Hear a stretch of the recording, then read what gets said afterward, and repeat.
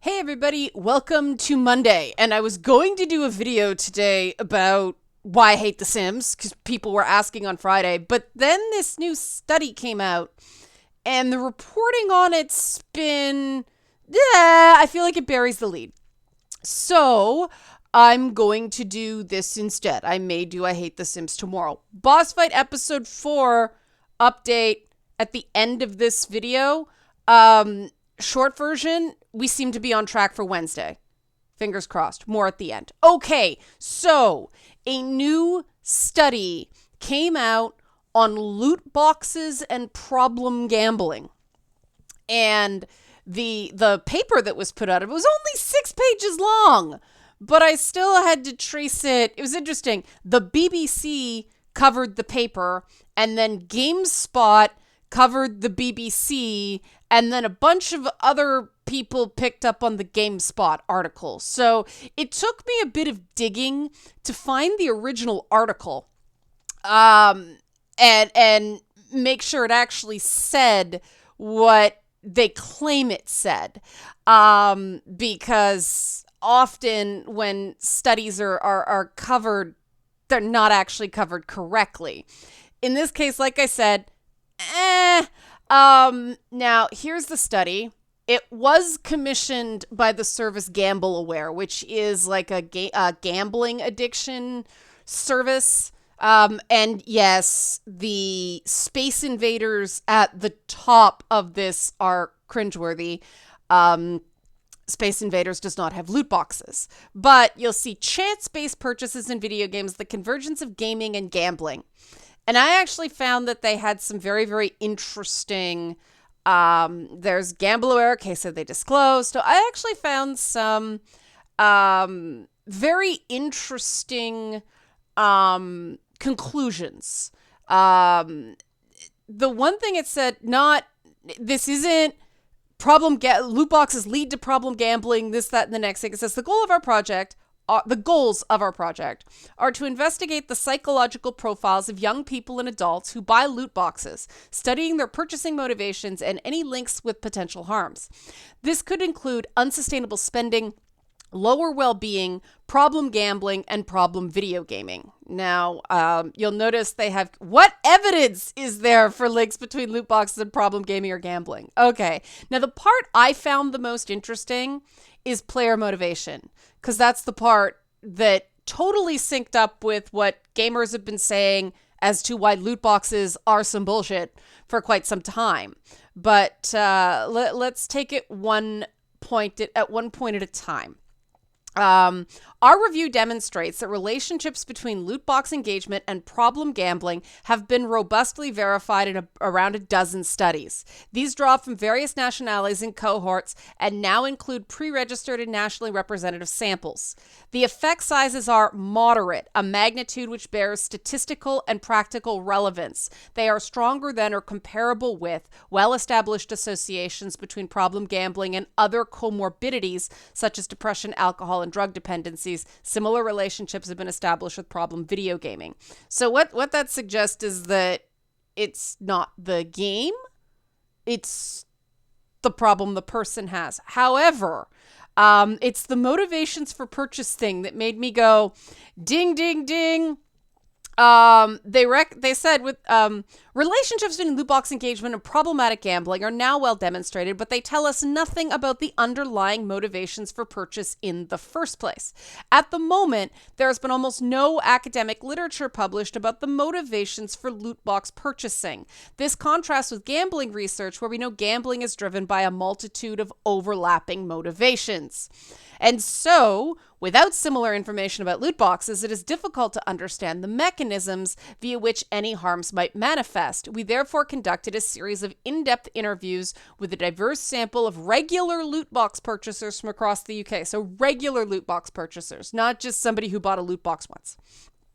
This revealed that motivations for loot box purchasing are embedded within a network of personal, social, and gameplay factors, and often overlap with motivations for purchasing other non-randomized in-game content, although there is typically more excitement associated with winning an item within a loot box than with buying it from the in-game store.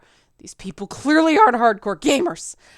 Such motivations include both social interactions, such as gaining status and approval, or as part of a group experience, and game-related motivations, such as improving performance, aesthetics, or gameplay experience. Improving performance. So, we now have academic evidence that pay to win is bullshit. Participants also purchase loot boxes because of a fear of missing out. I found this interesting. A fear of missing out, either socially, that is on shared experiences around unboxing, financially on promotions, that's an interesting bit of psychology, or acquisitively on items that are only available for a limited time. Within the cyber psychological literature, fear of missing out, abbreviated to FOMO, typically refers specifically to anxiety about missing out on social or social media interactions whilst offline. Here we define loot box-related fear of missing out as the range of things our participants worried about missing if they did not engage with loot boxes.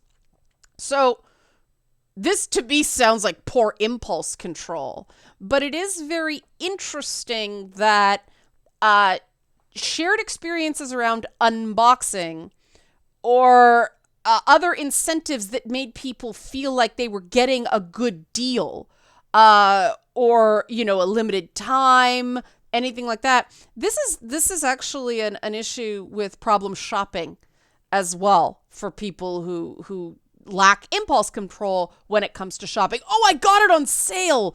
I know some people that have these issues. But interesting that all these things that games do to get people to buy loot boxes, these incentives, these time things, these sales, everything like that, they actually work. And they're actually pushing people to not just buy loot boxes once or twice, but regularly. But again, one of the motivations was improving performance, and pay to win is bullshit. But the final paragraph here. Furthermore, players are often nudged towards purchasing via a number of well-known psychological techniques, such as endowment effects, by giving away free loot boxes but then charging for opening. What? Oy, price anchoring, special limited time offers or items, and obfuscation of costs via in-game currency. Developers have openly discussed such approaches where loot boxes with their gambling-like structure are just one architectural choice from a psychological playbook of monetization strategies. That sure sounds like academic speak for they're doing it deliberately. Our observations also highlight that the concept of value extends beyond the legal money's worth definition. Instead, prized items in loot boxes can hold significant social or psychological capital. Nonetheless, many gamers do ascribe discrete financial values to loot box contents based on purchase or resale price, suggesting that many loot boxes meet existing criteria for gambling regulation. Interesting. One thing I find interesting here is that there's social capital to stuff you get out of loot boxes. Are any of you in comments impressed by something someone paid real money on in a microtransaction and it's the only way you can get it? Is anybody impressed by that? Please leave a comment. Okay. Here's financial harm, psychological harm, the stuff that regulators and governments and stuff like that are interested in. It conducted secondary analysis. Here we are. The combined data set comprised of 7,767 loot box purchases. You couldn't get 10 more? Never mind. And our analysis established that a disproportionate amount of revenue is derived from high-level spenders.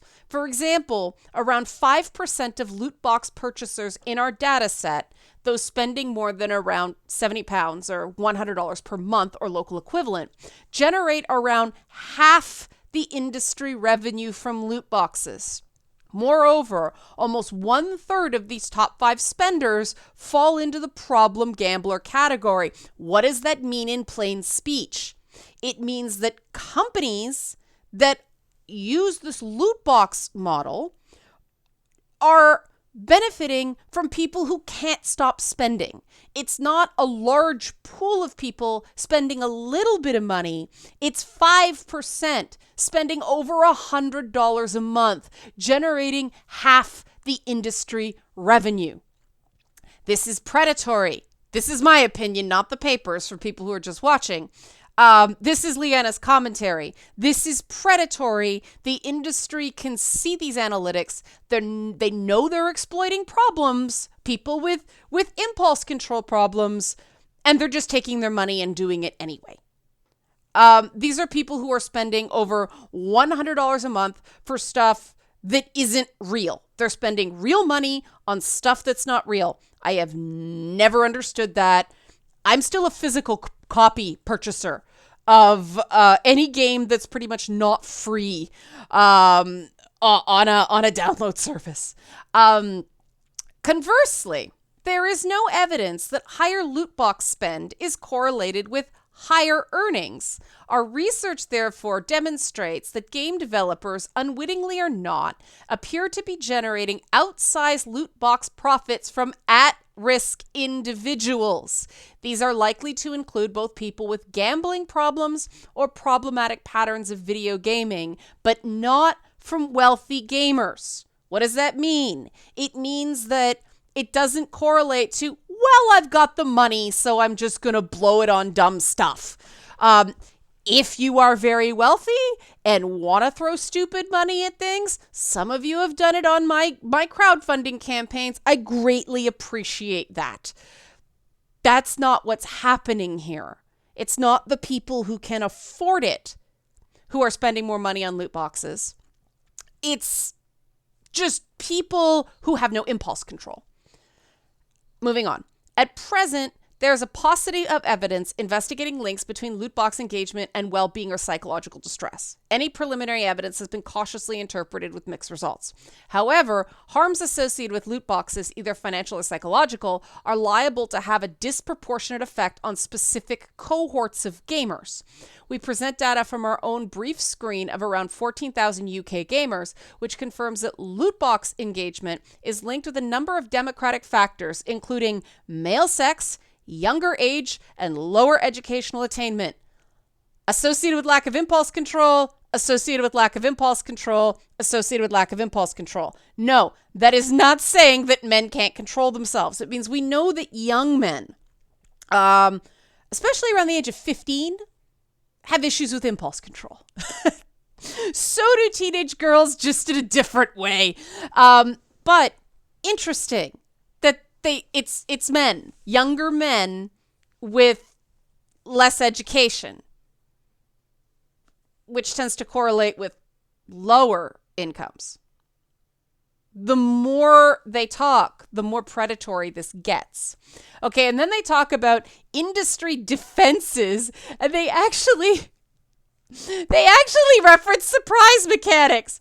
So there have been a series of arguments rallied in defense of loot boxes as an unproblematic non-gambling activity. For example, loot boxes have compared with earlier unfounded video game-related moral panics, such as links between video games and violence.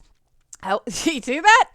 Unfounded video game-related moral panics, such as links between video gaming and violence. My esteem for this paper just went way up. However, these earlier controversies were based on questionable, unrepeated evidence. That means they couldn't replicate the data, which contrasts markedly with the loot box evidence, meaning they can replicate the data here. Loot boxes have also been defended as surprise mechanics, no different, for example, to a Kinder Egg. Such arguments, however, do not tally with well-established associations between loot boxes and problematic gambling behavior. Second, there have been some recent attempts at industry self-regulation. However, odds disclosures of loot boxes have sometimes been presented in a confusing and incomplete manner, and these attempts at corporate transparency remain opaque. It isn't transparency if it's opaque. I love the cheekiness of this. We're just going to use academic ease to drop a whole bunch of truth bombs in a sort of nice way. Similarly, game labeling for loot boxes currently falls short of age restrictions, despite being regularly called for. Nonetheless, age restrictions are, in any case, ignored by the majority of parents and children. Interesting. Ignored. So this is important because if loot boxes are preying specifically on young men, those age ratings are going to have to matter more. I do think that otherwise people should be able to choose the game that's right for their kid. I do think there might be kids that could handle this sort of thing responsibly. However, it really seems to me that this isn't a people outsmarting the system. This is a system that doesn't really care if people get hurt, which is freaking gross. So, conclusions and recommendations. Any legislation regulating loot boxes will require careful consideration. That's a cover your ass phrase for scientists. Drawing from experiences in other jurisdictions, we present a series of recommendations for future policy. Prospective policy should include provisions for clear definitions of loot boxes, meaning no surprise mechanics, game labeling and age ratings, full disclosure of odds presented in an easy to understand way, spending limits and prices in real currency, and finally, obligations of gatekeepers, that is, developers, distributors, and content providers for the trade they enable and profit from. Finally, we conclude with a stark warning. This is very interesting. In the rapidly evolving world of video gaming, legislation against loot boxes is liable to be quickly rendered anachronistic. Why can't they just say, okay, they're British and they're academic, fine. Longer-term mitigation of risk from the potential dangers of a broad range of psychological nudges potentially liable to cause unsustainable levels of spending in vulnerable individuals will require increased provision for consumer protection, child-focused data protection policies, more research, and educational packages that mitigate against these dangers and harms. In other words, game industry, cut the bullshit. Parents, pay attention to the damn age ratings and warnings on the game. They're there for a reason. So what do I take from this? There's one thing that being academics, they're not going to include, and I want to include. Thank you, Loki. Loki's chiming in for my peace of mind. There's another thing that's different between loot boxes and other things that people have insisted games do. Erroneously. Gamers always said, we know it's not real with violence. Gamers were always like, come on, I can see, a half-naked chick in a video game and still respect her if she's, somebody like Melina who could murder me if I get a line.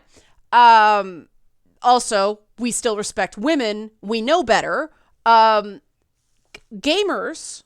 especially hardcore gamers, have always despised loot boxes. Despise them. Can't stand them.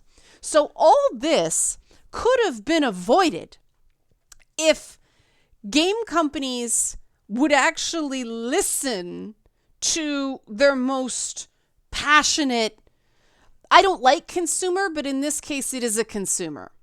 And here's the problem now. It ain't hardcore gamers that are interested in earning it.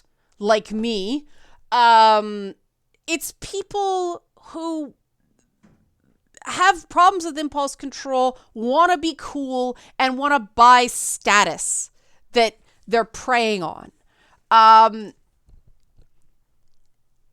These 5% of people that make up half the loot box purchases, and I mean, there's still quite a bit of money coming in from people who use loot boxes more responsibly, but half of all the revenue from 5%?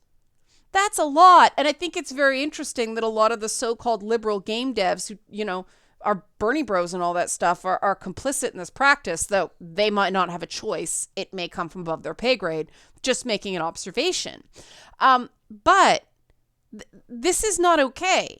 The problem is that these loot boxes are propping up potentially artificially low profits without them. Now, the games probably will still break even. They just won't make the gobs and gobs of money that these loot boxes bring in for doing very little. But we do sort of have to decide what we're willing to give up or compromise on to eliminate loot boxes. Because personally, I don't think you can solve this problem with labeling and age gating. I don't think so. Because as they said, people ignore the labels. It's like calorie counts on menus. They found when they put calorie counts on menus, people ordered high calorie food or were more likely to because they got the little dopamine hit from their brain of just considering the low calorie food. So it's better to just eat the thing you want to eat anyway. It's the same thing with this. Somebody's going to see the odds. And if somebody's got one of these issues with gambling, they're going to think they can beat the odds. It's like remember that old Fred Flintstone cartoon? I'm dating myself right now, but that Fred Flintstone, when he had a problem with gambling and every time somebody said bet, he was like, bet. That's what happens to some people. The desire to overcome the odds becomes so tantalizing that that it's an incentive, ridiculously high odds, because they might, right? That's where it's more exciting for them to win something from a loot box than to earn it. Personally, I tried a few loot boxes just to see. It was on this stupid DC tablet game. But I always hey, I got something. Well, I feel stupid because look at how many I earned to get the stupid bronze useless ones to get one that's gold. I eventually this is not worth the money. But clearly that 5% of people who their logic is being overridden by this don't think that way. You cannot expect them to just learn self-control. There will always be a percentage of the population that struggle with that. And as they indicated, a particular portion of the population that struggles with that are young men. It is a part of being young and stupid. This is why before a certain age, people are considered minors. And they're not allowed to just go out and do everything we want. We need to start protecting these kids, in this case, boys, better. And let's face it, if that young male cohort is the problem spending, right? The best thing to do is just get rid of it from an ethical perspective. But I also maintain, from a long-term financial perspective, this is better. Here's my big swing, okay? Here's my hot take. The revenue models in gaming right now are all over the place. All of them are issues because games have very, very low margins. I mean, I think PS5 titles, Sony just went, we're raising the price. Awesome. Am I definitely going to think twice about buying a PS5 game full price because it's going to be $100 Canadian? Yeah, damn skippy I am. But the truth is that a lot of those PlayStation games are worth it when I think about it. I paid the premium for the Ghost of Tsushima steel case, and I don't regret that at all. Because that's a tangible thing, right? I even thought that was kind of a stupid purchase, but every time I look at that steel case, it sparks joy. It's back there. It makes me happy. It's shiny and it's pretty and it makes me remember the game. Happiness. Do people get the same thrill from a digital item? Maybe they do. But they're spending $100 a month, not $100 one time, and you get to keep it until you break it. Don't break it. There is gonna come a reckoning where either prices are gonna have to go up, or there has to be less game for the money so that these like budgets can go down. Now, part of the reason the games are so freaking long is because art is super expensive, and they amortize the art throughout the game.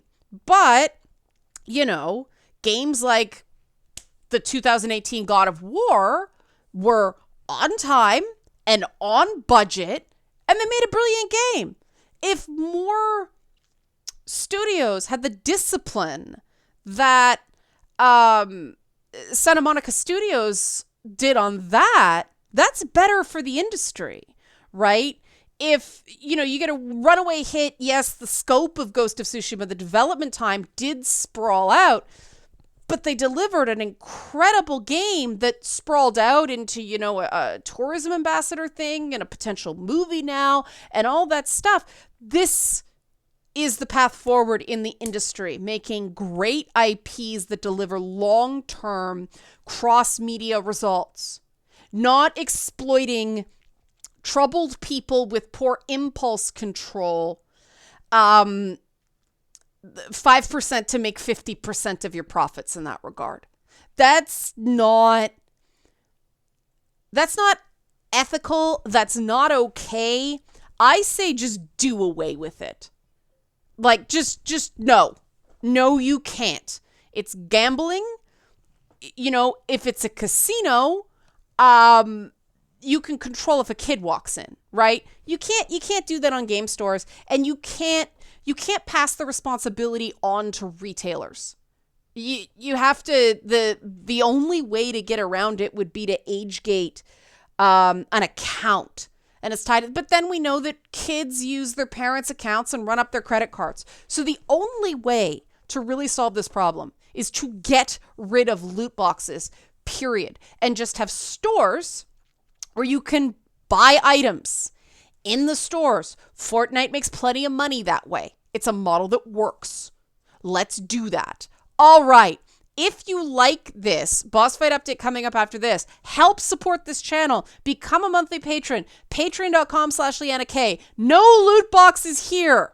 Okay, boss fight episode 4. I have been fighting with it all weekend, but after I get done this video, I am going to do an output. If that works, I will have a show on Wednesday. It won't be the 4K version of the show. The captioning is not complete because I got halfway through and there's an error with the bloody captioning. I don't know what's going on, but the captioning has been the bane of my existence. But there will be a show on Wednesday. Boss Fight Episode 4 coming. Yay. I'm excited. I will be so thrilled to have this show behind me. I am sure there will be some mistakes in it because it was such a problem with errors, but it'll be done. And I think it's pretty funny. Okay, everybody, thanks for watching. Video tomorrow, boss fight premiere on Wednesday. Now, I want to know what you want to do about Wellness Wednesday. Should I record it or should I put boss fight out on Thursday instead? Let me know. Should I do it Thursday for boss fight and keep Wellness Wednesday, or just do something different with Wellness Wednesday? Put out 2 videos because Wellness Wednesday only a few hundred people watch. Let me know. Okay, thanks for watching.